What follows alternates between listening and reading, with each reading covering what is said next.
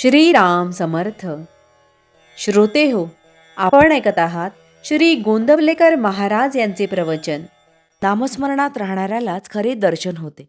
श्रीकृष्ण परमात्म्यांना सुद्धा देह ठेवावा लागलाच ना. निराकार असले तरी साकार झाल्यावर त्याला सर्व काही आलेच की. रूप आले, गुण आले, सर्व काही आले. आणि मग व्यवहारामध्ये सर्व करणे आले. तसेच ते साकारात आले म्हणून त्यांना जाणे हेही आलेच. श्रीकृष्ण व्यवहाराप्रमाणे वागले. वास्तविक पाहता ते आलेही नाहीत आणि गेलेही नाहीत. त्यांना येणे जाणे नाहीच. ते कायमच आहेत.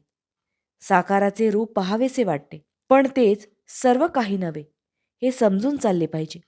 भगवंताला पाहायचे असेल तर त्याला देहात पाहून चालणार नाही, असे श्रीकृष्णाने उद्धवाला सांगितले आणि त्याला ज्ञानाने समजावले.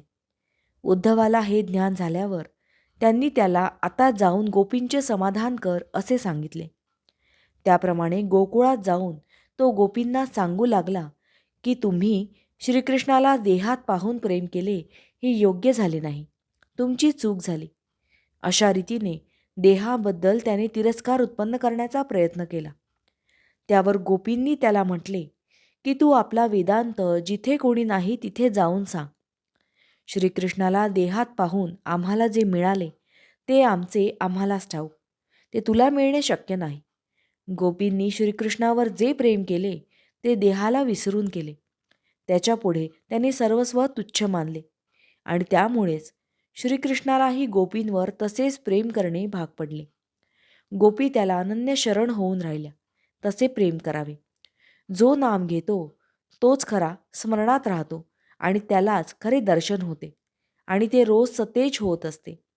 देहाचे दर्शन हे विसरणारे असते. म्हणून नाम घेत राहा, म्हणजे खऱ्या दर्शनात राहाल. सगुण मूर्ती नेहमीच आपल्या जवळ राहणे शक्य नसते, पण तिची खूण भगवंताच्या नामात आहे. म्हणून आपण नाम घेतल्यावर भगवंत आपल्या जवळ आल्यासारखा आहे. भगवंत सगुणामध्ये असताना रावणाची किंवा दुर्योधनाची बुद्धी पालटू शकले नाहीत. सगुण अवताराने वासना किंवा बुद्धी पालटण्याचे कार्य होऊ शकत नाही. सद्बुद्धी उत्पन्न करण्याचे सामर्थ्य फक्त भगवंताच्या नामातच आहे. व्यवहारामध्ये सुद्धा आपण बघतो की रूप गेले तरी नाम शिल्लक राहते. म्हणूनच राम, कृष्ण इत्यादी सर्वजण शेवटी नाहीसे होऊन केवळ नाम तेवढे शिल्लक राहिले. नाम हे स्थिर आहे, रूप हे सारखे बदलणारे आहे. कलियुगात सगुण अवतार नसला तरी नामावतार आहे आणि तोच खरा तारक आहे. नामाकरिता नाम घ्या की त्यात राम आहे हे कळेल. भावार्थ, भगवंताजवळ काय मागावे? तुझे प्रेम मला लागू दे हेच त्याच्याजवळ मागावे. जानकी जीवन स्मरण जय जय राम. महारुद्र हनुमान की जय. समर्थ रामदास स्वामी महाराज की जय.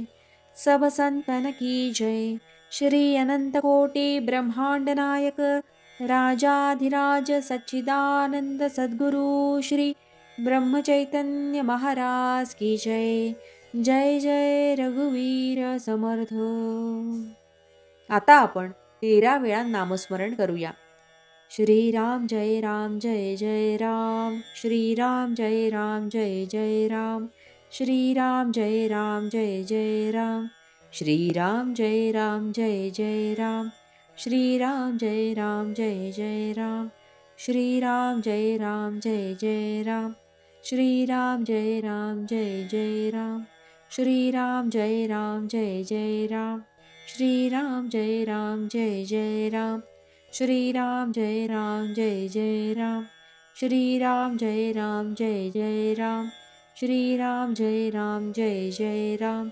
श्रीराम जय राम जय जय राम.